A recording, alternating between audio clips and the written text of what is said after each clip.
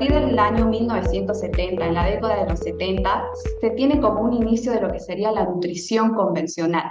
Y esto se da a cabo, o sea, se llega a tener su raíz en los problemas de desnutrición que estaban sufriendo los estadounidenses y también la aparición de algunas enfermedades como las que son las coronarias. Entonces, el doctor Ansel Keys realiza un estudio al cual se lo ha bautizado como el estudio de los 7 países.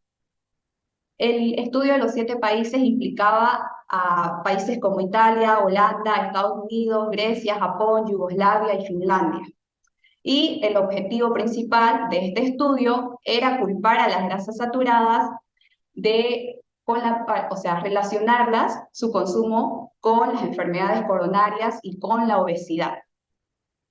Cabe resaltar que este estudio fue financiado por la industria de la agricultura, por todos los agricultores, y como dato igual interesante para darles, el gobierno de Estados Unidos incluso daba subsidios a los agricultores, ¿no? Entonces existió mucho conflicto de interés para llevar a cabo este estudio, y bueno, hoy en día, analizando lo que es el estudio de los 7 países, si bien él pudo relacionar, se podría decir, el consumo de grasas saturadas o que provienen de las grasas de origen animal, él sí pudo confirmar, por decir, su hipótesis, pero este estudio estuvo cargado de sesgos y falencias, entre ellos los cuales fueron, digamos, él en un principio había contemplado a 22 naciones y solo se quedó con 7 naciones que sí tenían la relación, digamos, del consumo de grasas saturadas con la prevalencia de enfermedades coronarias.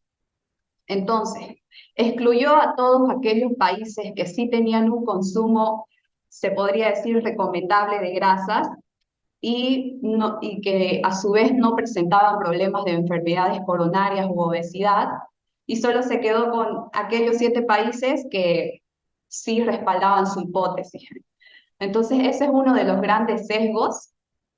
También que dentro de estos 7 países en los que pudo corroborar su hipótesis, solo trabajó con poblaciones pequeñas, es decir, no se trabajó con una población sustancial o que sea de relevancia. Es a partir de este estudio que se generan las nuevas pautas dietéticas. Entre estas nuevas pautas dietéticas, ¿cuáles eran las recomendaciones? Cambiar las grasas animales por los aceites vegetales. Es aquí en donde la población ya no utiliza las grasas como la mantequilla, manteca de cerdo, sebo de res o grasa de pollo, y empieza a usar en sus preparaciones lo que son los aceites vegetales hidrogenados de maíz, canola, soya, reemplazar la mantequilla por la margarina. En los desayunos, principalmente lo que vendría a ser un desayuno americano, yo creo que todos hemos visto ahí huevos con tocino, digamos. Eh, a partir de esta década de 1970 se empiezan a consumir tostadas con margarina y sus refrescos light. También se da lo que es optar por las leguminosas y carnes blancas. Ojo que no tenemos ningún problema con las carnes blancas, solo que las carnes rojas también cumplen funciones importantes en nuestro organismo, y restringir o evitar su consumo también trae distintas consecuencias o secuelas para nosotros. Entonces, lo que se hizo fue, o sea, decirle a la población que opte más por leguminosas, esto para consumir menos grasa saturada y también consumir más carnes blancas como una fuente principal de proteínas, ¿no? También se da lo que es tener a los carbohidratos como base de la alimentación. Si nos fijamos en la pirámide de alimentación convencional, podemos consumir de 4 a 12 porciones de carbohidratos, lo que es totalmente nefasto para nuestra fisiología humana. También se da lo de las 5 comidas al día, bajo, bajo la hipótesis de que uno de esta manera puede controlar su hambre o puede mejorar su metabolismo, lo cual es totalmente falso porque carece de estudios o base científica. Ya a partir de aquí, de la década de 1975, entre 1980, se da un incremento del sobrepeso u obesidad. En el año 1980, bueno, aquí según la barra de los gráficos, ¿no? Podemos ver cómo es que se ha incrementado tanto el sobrepeso como la obesidad en distintos continentes. Todos, o sea, ninguno es que se ha salvado de esto, pero hay algunos que tal vez como el sureste de Asia, Asia del Sur, Asia del Este, no han tenido tanto incremento, también Sudáfrica subsahariana, y esto más adelante lo voy a explicar también, cómo hay algunas tribus o etnias en las que se sigue manteniendo lo que es una alimentación ancestral, pero en su gran mayoría países de varios continentes han tenido incremento tanto del sobrepeso como obesidad y también otras enfermedades crónicas degenerativas. ¿Qué buscamos con la nutrición funcional o qué es lo que predicamos con la nutrición funcional? Primeramente, damos al animal como un alimento completo, es decir, no solo vamos a consumir la carne, también vamos a consumir grasas, cartílagos, tendones. Junto con el animal completo se pueden elaborar distintas recetas, no solo o sea, cocinar la carne, sino también a partir de las patas de la vaca se puede hacer gelatina de pata, con lo que es el tuétano se puede, o tuétano o huesos se puede hacer lo que es un caldo de huesos. También es importante recalcar que es muy importante que, o sea, tengamos un consumo tanto de metionina como glicina. La metionina que estaría presente en las carnes, solamente en la carne, digamos, en la proteína, y la glicina en las grasas y en los cartílagos y ligamentos. Si solo consumimos la metionina, que es un error frecuente que veo en algunos pacientes, solamente consumen la carne y luego dejan la grasa, cartílagos, tendones, no tienen la costumbre de prepararse, por decir, caldo de huesos o cocer tuétanos. Entonces es ahí en donde se produce o se eleva lo que es la homocisteína y tenemos una predisposición a lo que es la inflamación crónica subyacente.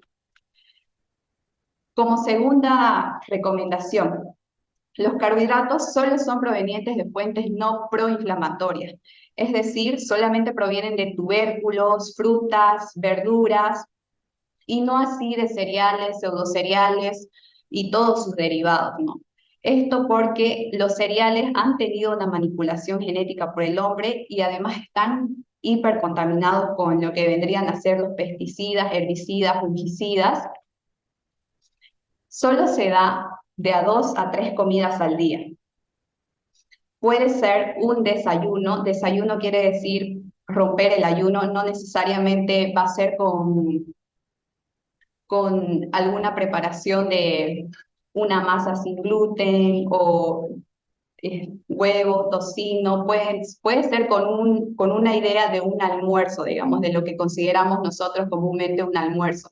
Carne con grasa, vegetales, un caldo de huesos. Entonces, se puede tener desde un desayuno, almuerzo y cena o solamente un desayuno y almuerzo. Excluye lo que es la inclusión de los aceites vegetales, como los que son de maíz, soya, canola, ya que estos están cargados de omega 6 y tienen muy poco omega 3. Este es otro error frecuente que veo en los pacientes, que suelen suplementarse con omega 6, cuando el omega 6 solo lo necesitamos en cantidades muy ínfimas. Basta con la alimentación, es decir, en los frutos secos ya hay cantidad suficiente de omega 6, en la palta también, en el aceite de oliva, entonces no hay una necesidad fisiológica para estar suplementándose con omega 6. Ahora, también otra característica de la nutrición funcional, no prioriza el conteo de calorías. Vemos que para una pérdida de peso o que para una mejora de la composición corporal, siempre nos están diciendo, o me han enseñado a mí al menos, a formular, digamos, una dieta en base a cierta cantidad de calorías para la persona, cuando lo que se tendría que priorizar es la densidad nutricional, el impacto glucémico de los alimentos, el impacto hormonal de los alimentos y no así de las calorías, ¿no? Hablando de aquellas culturas, etnias que todavía mantienen sus costumbres, culturas con respecto a la alimentación, tenemos a la tribu Hadza. La tribu Hadza es una etnia, por así decirlo, ubicada en África. Ellos se alimentan principalmente de proteína animal y grasa, bueno, todo lo que conlleva el animal, ¿no? Cartílagos, tendones. También se dedican a lo que es la recolección de algunos frutos, bayas, eh, tienen también un consumo ligero de leguminosas, pero hay que tener en cuenta que ellos tienen su propio método para, o como el remojo, digamos, para hacer que las leguminosas pierdan esas lectinas o esos antinutrientes que son característicos de ellas, ¿no? También tenemos a los inuit. Los inuit principalmente se alimentan de grasa de ballena, pescados azules y focas. Esto lo que hace es que ellos son principalmente carnívoros y bueno, tienen un consumo es bastante el consumo de omega 3, por lo tanto, tanto las enfermedades cardiovasculares, neurodegenerativas, son pocas o la prevalencia, digamos, es muy poca o casi nula en los inuit, ¿no? Yo esto se los muestro para que vemos que la nutrición convencional carece de toda base científica, mientras que la nutrición funcional sencillamente se aboca a lo que es una alimentación ancestral que, como ya les explicaba en un principio, siempre fue baja en carbohidratos, los animales siempre estuvieron con nosotros, la proteína animal, grasa animal, todo el animal completo siempre fue consumido y solamente por conflictos de intereses, ya sea por políticos, industria alimentaria, industria farmacéutica, es que se nos ha dado esas pautas para que la población de alguna manera enferme y bueno, esto no les resulta rentable a ellos, ¿no? En cuanto a los beneficios de la nutrición funcional, mejora de la composición corporal, aquellas personas que tienen una dieta baja en carbohidratos y antiinflamatoria, tienen una mayor composición de masa muscular y menos de masa grasa. La salud intestinal en buen estado. Aquellas personas que tienen un estilo de vida donde consumen 5 comidas al día, desayunan granola con yogur azucarado por las mañanas, tienen una disbiosis intestinal de 3 a 4, está el grado. Otro beneficio, reducción de los niveles de inflamación crónica. Si solicitamos PCR ultrasensible a nuestros pacientes u homocisteína, que llevan una alimentación convencional, siempre los valores están elevados. Otro beneficio, mayor rendimiento cognitivo, los niveles de concentración, memoria, foco mental se encuentran incrementados.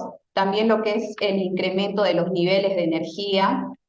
La persona no tiene esa necesidad de estar teniendo siestas por la tarde o estar en el trabajo con un mal rendimiento. Otro beneficio, remisión y prevención de enfermedades agudas y crónicas. En enfermedades agudas nos referimos a los resfríos, gripes. Y bueno, en cuanto a las crónicas, diabetes, Alzheimer, lupus eritematoso, tiroiditis de Hashimoto, que se ve con tanta frecuencia en los pacientes, todas estas enfermedades pueden ser tanto remitidas como prevenidas con una alimentación funcional. Y bueno, esa es la presentación de hoy. Espero que les haya gustado y si tienen alguna duda, pregunta, pueden hacerla saber. Les dejo nuestras redes sociales, el canal de la doctora, en donde subimos contenido también del centro funcional y nuestras redes tanto en Facebook como Instagram, ¿no? Funcional.